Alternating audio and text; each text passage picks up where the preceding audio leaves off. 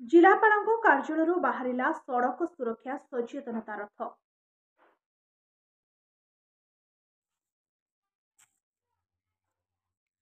ଢେଙ୍କାନାଳ ଜିଲ୍ଲାରେ ମାସବ୍ୟାପୀ ସଡ଼କ ସୁରକ୍ଷା ମାସ ପାଳନ କରାଯାଉଛି। ଏହି କାର୍ଯ୍ୟକ୍ରମରେ ଆଜି ସକାଳେ ଜିଲ୍ଲାପାଳଙ୍କ କାର୍ଯ୍ୟାଳୟ ପରିସରରେ ସଡ଼କ ସୁରକ୍ଷା ପରିବାରର ରକ୍ଷା ସମ୍ପର୍କିତ ଏକ ସଚେତନତା ରଥକୁ ଆରକ୍ଷୀ ଅଧୀକ୍ଷକ ଅଭିନବ ସୋନକର, ଅତିରିକ୍ତ ଜିଲ୍ଲାପାଳ ରମେଶ ଚନ୍ଦ୍ର ସେଠୀ, ଆଞ୍ଚଳିକ ପରିବହନ ଅଧିକାରୀ ପ୍ରଣୟ କୁମାର ମିଶ୍ର, ମୋଟରଯାନ ନିରୀକ୍ଷକ ଦେବାଶିଷ ସ୍ୱାଇଁ, ରାପିଡ୍ ରେସ୍ପନ୍ସ ଟିମ୍ର ସଂଯୋଜକ ବିରଞ୍ଚି ନାରାୟଣ ପାଣି ପ୍ରମୁଖ ପତାକା ଦେଖାଇ ଶୁଭାରମ୍ଭ କରିଥିଲେ।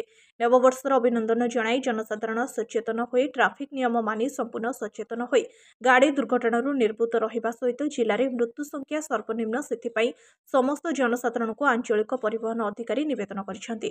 ଏହି ଚଚିତ୍ର ଧର୍ମୀ ସଚେତନତା ରଥ ଜିଲ୍ଲାର ସମସ୍ତ ପର୍ଯ୍ୟଟନସ୍ଥଳୀ ତଥା କପିଳାସ, ସପ୍ତଶଯ୍ୟା, ସାପୁଆ ଡ୍ୟାମ୍, ଦଦରାଘାଟି ଇତ୍ୟାଦି ଏବଂ ପ୍ରମୁଖ ଅଞ୍ଚଳରେ ବୁଲି ଜନସଚେତନତା ସୃଷ୍ଟି କରିବ।